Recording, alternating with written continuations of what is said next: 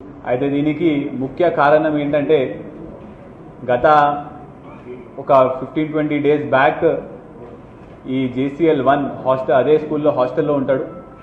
ఆ హాస్టల్లో అతని బ్యాగ్లో సెల్ ఫోన్ ప్లస్ కొంత మనీ దొరికిందని చెప్పేసి ప్రిన్సిపల్ గారు టీచర్ గారు అతన్ని మందలిస్తే అతన్ని హాస్టల్ నుంచి తీసి డే స్కాలర్కి షిఫ్ట్ చేస్తారు.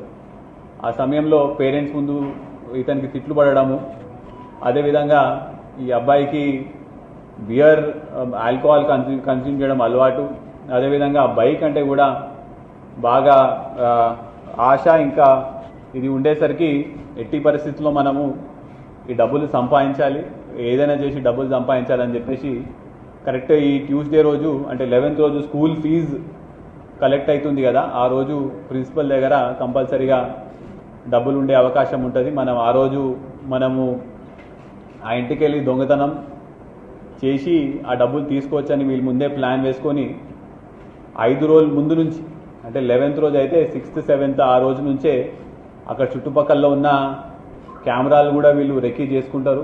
అదేవిధంగా గ్లవ్స్ కొనడం జరుగుతుంది.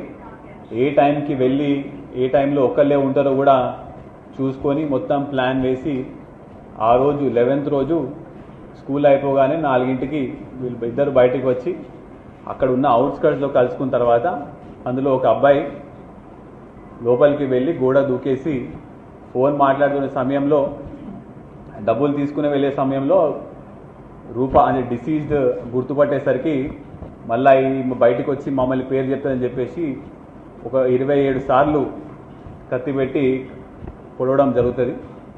అయితే ఆ సమయంలో ఫోన్ కింద పడిపోతే ఫోన్ కూడా తీసుకొని వెళ్ళిపోవడం జరుగుతుంది. కొంత గొంతులోంచి మాట వచ్చి మళ్ళీ ఇంకెవరికైనా చెప్తుందని చెప్పేసి ఫోన్ కూడా తీసుకొని వెళ్ళిపోవడం జరిగింది. అది ఇప్పుడు ఇవాళ వాళ్ళ దగ్గర నుంచి మనము 1,54,000 క్యాష్, దాని మీద బ్లడ్ స్టెయిన్స్ ఉన్నాయి, అది రికవర్ చేసినాము.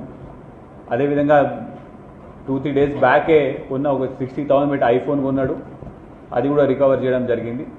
ఈ ఫోన్ కూడా మనము రూపారెడ్డి గారి ఫోన్ కూడా మనము రికవర్ చేయడం జరిగింది. ఇప్పుడు వీళ్ళందరూ less than 18 years of age ఉన్నారు కాబట్టి ఏమంటే మనము ప్రొసీజర్ ప్రకారం ప్రొడ్యూస్ చేసిన తర్వాత మళ్ళీ కస్టడీ తీసుకొని తదుపరి విచారణ ఇంకా ఏ విధంగా ప్లాన్ వేసిరో కూడా అది విచారించి మళ్ళీ ఛార్జ్షీట్ వేయడం జరుగుతుంది.